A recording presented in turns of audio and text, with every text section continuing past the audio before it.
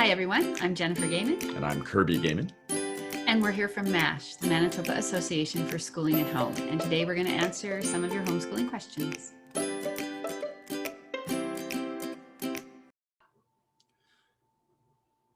A question we get a lot from people who are unfamiliar with homeschooling is that legal? People who have never actually encountered homeschooling don't even really know any of the laws or legalities or anything around homeschooling. So, is homeschooling legal? Yes, homeschooling is legal in Manitoba. Homeschooling is legal all across Canada.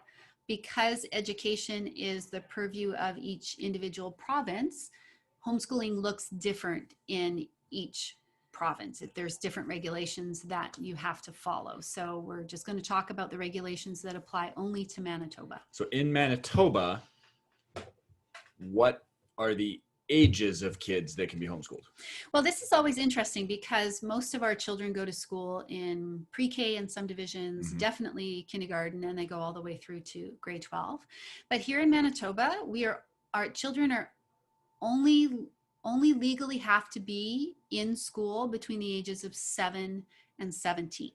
So in Manitoba, you do not have to send your children to school, any school, no private school, no public school for kindergarten or grade 1. So if I want to homeschool, what kind of paperwork has to be done? Right. So just like you would walk over to the local school and enroll your child, you have to enroll your child in a homeschool. Sometimes people will say register, but here in Manitoba, we don't register our children. It's a subtle legal differentiation, and it's one that we try to preserve because it's our legal right. We have a legal right to homeschool. So what do we do instead of registering? We notify the government of our intention to homeschool. So we have this right. It is ours. It's guaranteed, and we are letting the government know that we are going to use that right. So we notify them. So you get a notification package, and you have to fill out the notification package. It comes with it's called the notification form, and you have to fill it out. And where do you get that? You can download it from the Manitoba Government Department of Education. If you just Google Manitoba Government Education homeschooling, you'll find it. We'll put the link down below. And the first form, and it lists, you have to list your child's name, you have to list the parent's name, you have to list your address and your contact information, then you're going to list your age of your child, the grade. Now, sometimes this is confusing because you might not know. My children never knew what grade they were in. Yeah, I never knew. And we were grades weren't that important to me, especially when they were younger. So I would just put their same age grade that they would be if they were in the public system. And honestly, children in Manitoba, they are not placed in a grade based on their academic standing. Children in Manitoba are placed in a grade based on their age. So you can, if your child is only doing grade 1 or grade 2 work, but they're in grade 3, then you can still write grade 3 on there, because if they were in the public school system, that's where they would be. Go ahead. Oh, I was going to move on to the next. Is that the only paperwork that they have to do? No, and then in the bottom half of the page, it lists, so we are legally required to teach language arts, mathematics, science, and social studies, and then whatever electives we choose. So on the bottom of the page, it says language arts, and it's got 2 or 3 lines, and it says science, 2 or 3 lines, mathematics, 2 or 3 lines, and social studies, 2 or 3 lines. And on each of those 2 or 3 lines, you are going to write your plan, whatever your plan is. So mostly what we recommend is if you've purchased a full curricular resource, which has all your lesson plans and your topics, then you're going to write that down. If you're drawing on a bunch of different resources, then you would maybe write all the titles of that. Some people who use school at home textbook programs, they'll just write the name of the textbook in that slot. If you tend more to an unschooling approach, then it's going to look a little bit different, obviously, because of your child-led. So maybe what you're going to do in the notification package is you're going to write all the things. You sit down with your child and you brainstorm all the things that you think your child wants to discover or learn this year, and you're going to write those things down in that area, probably prefacing it by child-led activities in, and then whatever it is you think you're going to study. So is there anything else we have to do other than the paperwork? Do we have to tell the school? If your children are attending a school and you withdraw them from that school, then it would be best to let that school know. Now, sometimes schools, their funding depends on the number of children attending that school. So it's in their best interest to convince parents not to homeschool. Yeah, so sometimes schools will want to meet with you. They'll want to discuss with you what they can do to make this work, and that can all be wonderful. But my experience has been is once parents have made the choice to homeschool and they're calling the school, you don't need to go in and meet with them.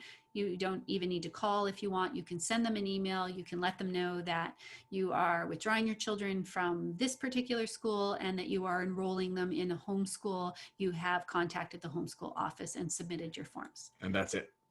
That's it. Can my child move from homeschool back into school? Yes. Do they need permission to do that? Is there something special that I need to do? So when a homeschool child moves back into a school, it is just as if the child moved into the neighborhood, and the school will accept the child. The child will be, it doesn't matter what level of learning the child is at, if they're advanced or if they're struggling, the child will be put into their age, their proper aged grade level. Okay. Is there any other legalities you think we need to know about? Sometimes, especially at the high school level, homeschoolers can work out with the administration of their local school for access to partial courses. This doesn't usually work at the elementary or the middle years, although I definitely have had friends who have made it work, who have it's entirely at the sole discretion of the principal of the school that you would like to have them attend classes at. So you need to go and you need to meet with the principal. You need to discuss. There is funding. If you register for these partial classes prior to the end of September, the schools are able to access funding for half-time funding for a student who takes half or less time school. So sometimes that's an incentive. Yeah, if you let your child take band or gym or science or something at a school, even though they're only taking 1 or 2 classes, the school still gets half-time funding for that student. So that can be a nice little carrot to hold out in front of a principal. If the principal is not willing, though, there is not much that you can do. You can try another school. There's really no way to appeal it. The school divisions respect the decisions of the principal. So it's always a good idea to keep in the good books of the principal if you can. And if you can't, I'm afraid going to another school is your only choice. So the only other 2 forms that you need to fill out for the remainder of your year is there's a progress form in January and a progress report. They're called reports. A progress report in June. And that form looks almost identical to the notification form. And it lists language, arts, science, math, social studies, and it has room for grade, but you do not have to use grades.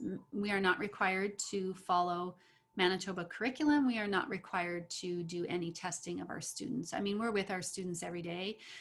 You're going to have some sense of what your child is learning and not learning and whether they're progressing. And that's really all you have to write in that form. It's kind of, for those of you who have been in the school system, this is sort of that report card you get home. You can just say the student is progressing satisfactorily.